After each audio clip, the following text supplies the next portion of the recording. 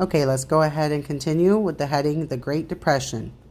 All across the United States, people were facing economic difficulties. Okay, so up here it's just talking about Florida, but they're saying every state in the United States is now being affected with money problems. By 1929, our country was facing a depression, which is a situation when there isn't any money and there are very few jobs open to the public. The Great Depression began when the stock market fell. This was called the Great Stock Market Crash of 1929. People who invested their money in stocks began to lose all of their money. They couldn't pay the bank loans or personal bills. And on a side note, I sent you guys another YouTube video explaining about the stock market and its crash.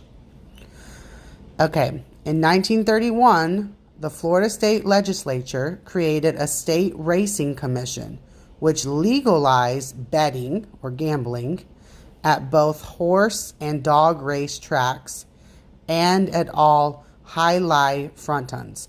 Jai-alai is a sort of inside game. You can YouTube it and watch how they play it. When people won money from betting, a tax was taken out of the money. This partially aided or helped the state, but not as much as the legislature planned. After all, people did not even have enough money to make a bet.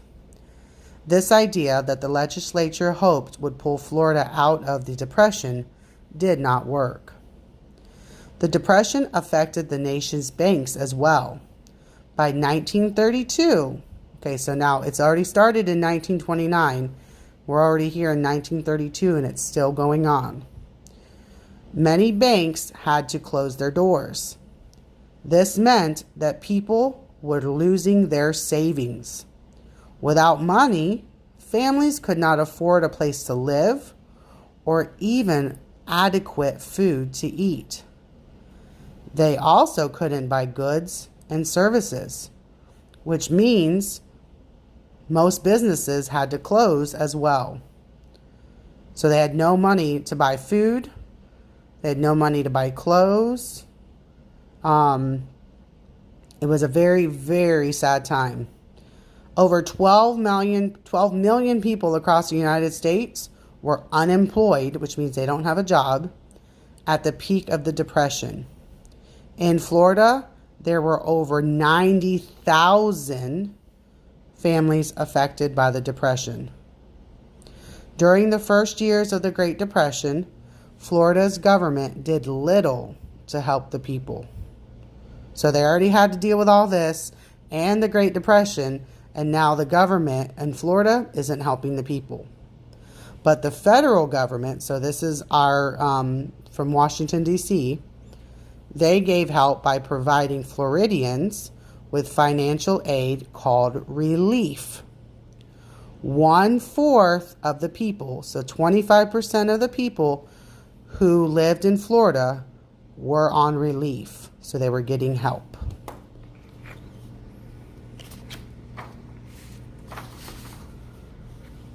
Tourism supported Florida's economy a little during the winter months.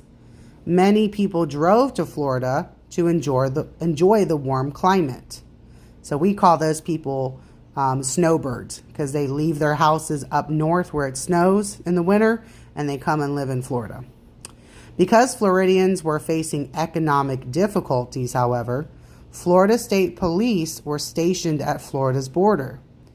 If people did not have enough money or a job to support them, they were not allowed to enter the state. Florida was having a hard enough time supporting residents or people that live here without increasing the extra number of people who wanted to live in a year-round warm state, but they didn't have the means to take care of themselves or their family. So pretty much if you didn't have money, you weren't allowed to come into the state of Florida during this time.